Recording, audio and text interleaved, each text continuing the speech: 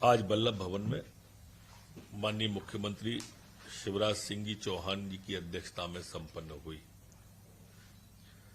जिसमें अनेक महत्वपूर्ण निर्णय लिए गए। आज मुख्यमंत्री जी ने प्रारंभ में ही स्पष्ट किया,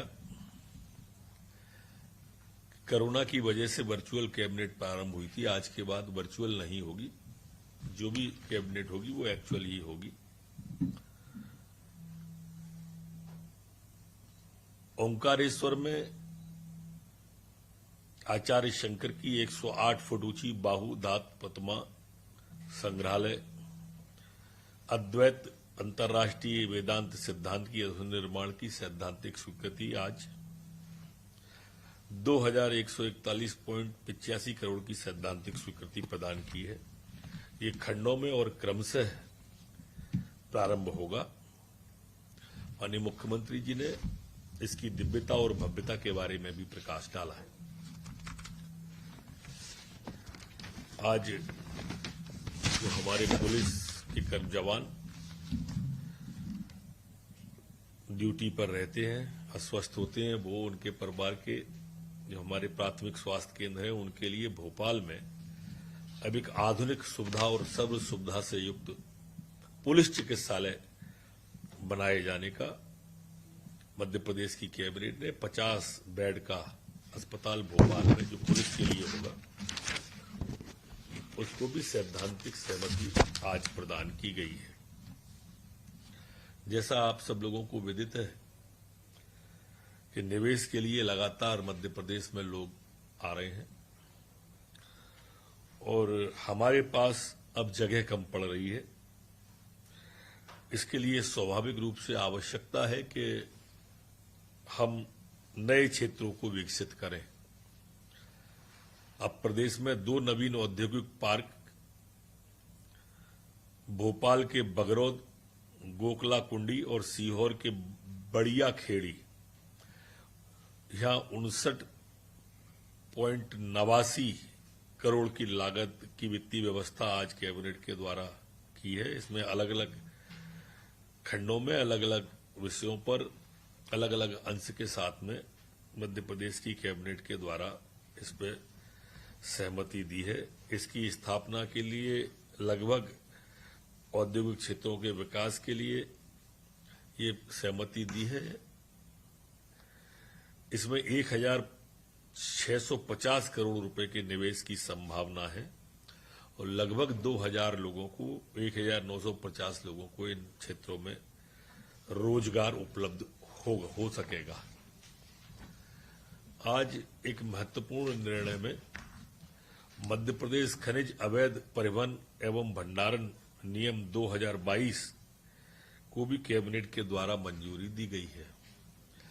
इसमें माइनिंग के अवैध परिवहन पर सख्ती बढ़ाई गई है, कानूनों को सख्त किया गया है, जिससे कि हमारे यहां पर जो शिकायत आती है चोरी की, रॉयल्टी चोरी की, उसमें भी उनकी ट्रैक्टर ट्रॉली अगर पकड़ी जाती है तो रॉयल्टी की 15 गुना राशि पर्यावरण क्षतिपूर्ति के दंड के रूप में और कुल रॉयल्टी का 30 गुना दंड लेने का भी प्रावधान है। अगर ये प्रशमन नहीं करता है तो दंड को 2 गुना करेंगे। वाहन मशीनरी राजसात होगी। इसमें वाहन मशीनी जो खनिज रॉयल्टी जमा करेगा वो उसकी को भी विभाजित किया गया है, जो कि पूर्व के प्रावधानों से लगभग 2 गुना है। सबसे कम ट्रैक्टर ट्रॉली पर रखा गया है, लेकिन उसके बाद के वाहनों पर 6 दुपहिया वाहन 2XL पे 50,000 रुपया, क्षतिपूर्ति का डंपर पर 1 लाख रुपया, 10 पहिया वाहन पर 2 लाख रुपया, 10 पहिया वाहन 3XL पे 2 लाख और 10 पहिया वाहन से अधिक पर 4 लाख रुपया, ये दुगना कर दी है जुर्माने की राशि। इसमें एक चीज और है कि जब्ती होने पर सुपुर्दगी का जो नियम था अभी तक ऋण पुस्तिका के माध्यम से सुपुर्दगी दी जाती थी। अब राशि जमा करेंगे अगर तो सुपुर्दगी दी जाएगी। सबसे कम ट्रैक्टर ट्रॉली पे 50,000 रुपए में रखी है। जबकि 2XL 6 पहिया वाहन पर 1,50,000, डंपर हाइड्रोलिक 6 पहिया वाहन पर 2 लाख, 3XL 10 पहिया वाहन पर 3 लाख, 4-6XL 10 पहिया वाहन पर 4 लाख, जेसीबी 2 लाख, पोकलैंड 4 लाख। इस तरह से इसको भी विभाजित किया गया है। और अन्य उपकरण या और मिलते हैं, अन्य औजार मिलते हैं, तो उनमें बाजार मूल्य का 10% इस तरह से रखा गया है। अपील कलेक्टर के यहाँ या कलेक्टर की अपील कमिश्नर के यहाँ भी करने का। इस तरह से अवैध माइनिंग रोकने के लिए आज बहुत कठोर निर्णय मध्य प्रदेश की कैबिनेट के द्वारा लिए गए। लोक सेवा प्रबंधन विभाग में जो हमारे संचालित लोक सेवा केंद्र थे, तो वो प्रारंभ में जब लॉकडाउन हुआ था प्रदेश के अंदर 1 अप्रैल से 31 मई वाले में, उस समय ये हमारे केंद्र बंद रहे थे। तो इनको वीजीएफ की जो पात्रता थी इनकी, उसको शून्य किया गया है। 3 माह की अवधि की इसमें समय सीमा में भी वृद्धि की गई है और इसके लिए इसको शून्य कर दिया गया है राशि को। शहरी समर्पित परिवहन कोष को निरंतर रखते हुए आज मध्य प्रदेश की कैबिनेट के यादा यूडीटीएफ मद को 80 करोड़ रुपए जो तालिका में दिया गया उसके अनुसार सहमति प्रदान की है। एक अन्य योजना जो काफी महत्व की है, अटल नवीनीकरण शहरी निवर्तन योजना, जिसमें हमारे कई चीजें नगरीय निकायों में आती थी। अभी तक इसमें कुछ चिन्हित शहर और नगर पालिका ली गई थी। अब पूरे मध्य प्रदेश की नगर पालिकाओं को लेने का मध्य प्रदेश की कैबिनेट ने तय किया है। इसमें खासकर जल प्रदाय, सीवरेज, फीकल फ्लड प्रबंधन, जल संरचनाओं का नवीनीकरण, हरित क्षेत्र, पार्क विकास, ऐसी अनेक योजनाएं हैं जिनको लेने का आज कैबिनेट ने पूरे प्रदेश के जो हमारी अमृत 2 योजना आई है उसको अब सभी नगर पालिका उसमें लागू करने का तय किया है। इस प्रकार कुल योजना की राशि 11,680 करोड़ रुपया है, जो कि अमृत घटकों के द्वारा और राज्य शासन के द्वारा राशि अपनी इनको भी प्रदान की जाएगी। एक दूसरी लोक निर्माण विभाग का राष्ट्रीय राजमार्ग 92 भिंड इटावा जो है, इसमें केंद्रीय सड़क अधोसंरचना निधि के अंतर्गत राज्य शासन की राशि के साथ में महारानी लक्ष्मीबाई प्रतिमा तक स्वर्ण नाले के ऊपर 4 लेन एलिवेटेड कॉरिडोर फ्लाईओवर के निर्माण की स्वीकृति आज दी गई है, जो कि हमारे ग्वालियर के विकास की दृष्टि से बहुत महत्वपूर्ण निर्णय आज मध्य प्रदेश की कैबिनेट ने किया है। और इसके लिए अलग अलग राशि मंजूर की गई है। इसकी अनुमानित लागत 446 करोड़ 92 लाख रुपया है। इसके लिए अन्य प्रावधान भी किए गए हैं और ये फ्लाईओवर है पूरे शहर के अंदर, बीच में से स्वर्ण रेखा नाले पे से महारानी लक्ष्मीबाई समाधि के स्टेचू तक आएगा। Narmada basin project company limited द्वारा मध्य प्रदेश सरकार की इक्विटी शेयर जारी करने के संबंध में एक अनुसमर्थन का मामला था, जिसको भी आज मध्य प्रदेश की कैबिनेट के द्वारा किया गया है। जैसा आप सबको मालूम है कि हमारे यहाँ पर जो बांधों की शुद्धिकरण जो होती है, काफी पुराने बांध हमारे यहाँ पर हैं, स्टेट टाइम के भी हैं। उनके शुद्धिकरण के लिए डीआरआईपी योजना में हमने प्रथम चरण में बहुत अच्छा काम किया था और द्वितीय चरण के लिए भी 551 करोड़ जो पुराने बांध हैं उनके मरम्मत के लिए भी आज कैबिनेट के द्वारा 551 करोड़ की मंजूरी दी है। 3 विश्वविद्यालय, प्रेस्टीज विश्वविद्यालय इंदौर, टाइम्स विश्वविद्यालय भोपाल, प्रीति ग्लोबल विश्वविद्यालय शिवपुरी एवं LNCT विद्यापीठ विश्वविद्यालय इंदौर की स्थापना प्रस्तावित अध्यादेश के माध्यम से संशोधन अध्यादेश 2022 के आज अनुमोदित किया है। एक अनूठी योजना है जो मध्य प्रदेश चला रहा है, जो परिसंपत्तियों के निवर्तन का मामला है और आप सबको भी विदित होगा कि इसमें मध्य प्रदेश ने पहल की तो हमें काफी केंद्र सरकार के द्वारा सराहना मिली।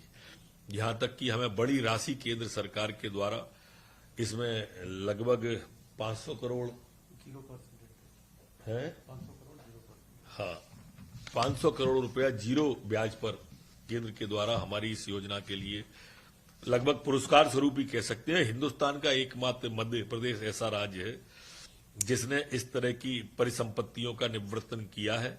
ये आज जो आए हैं विषय, उनमें भोपाल की सेंटर प्लेस बैरागढ़ परिसंपत्ति निवर्तन का है।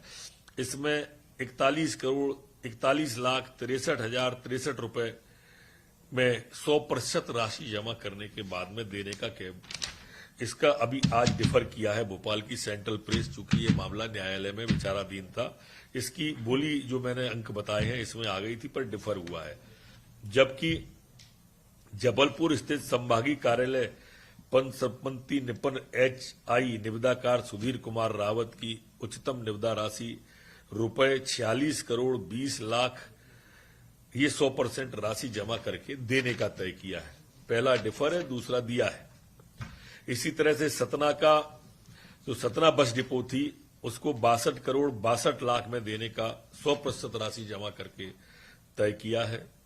उज्जैन का जो अशोका मंडी मार्ग आगर रोड है उस पर विनोद मिल पर संपत्ति में 8 और 9 का एकल भूमि पार्सल को 19 करोड़ 40 लाख 46 हजार में 100% राशि जमा करने के बाद देने का तय किया है।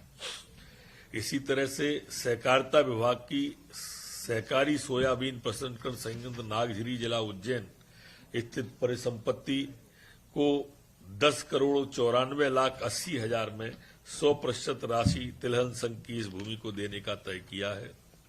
इंदौर में भूखंड पार्ट 1 क्षेत्रफल 2000 वर्ग मीटर, इसे 9 करोड़ 24 लाख 18 हजार में देने का 100% राशि के बाद में तय किया है।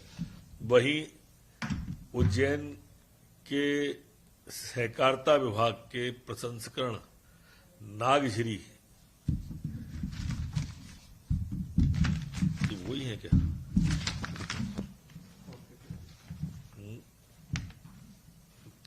आ गया, ये दोनों आ गए नागझिरी। एक अन्य अधोसंरचना विकास से जुड़े विभागों के लिए सीधी भर्ती के लिए आज जो 2 विषय आए थे, एक सीधी भर्ती के सहायक यंत्रिका और उपयंत्रिका।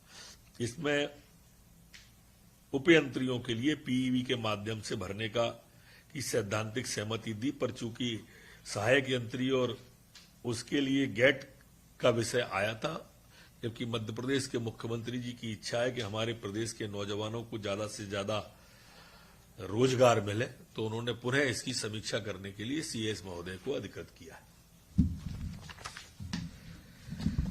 आज मुख्यमंत्री जी ने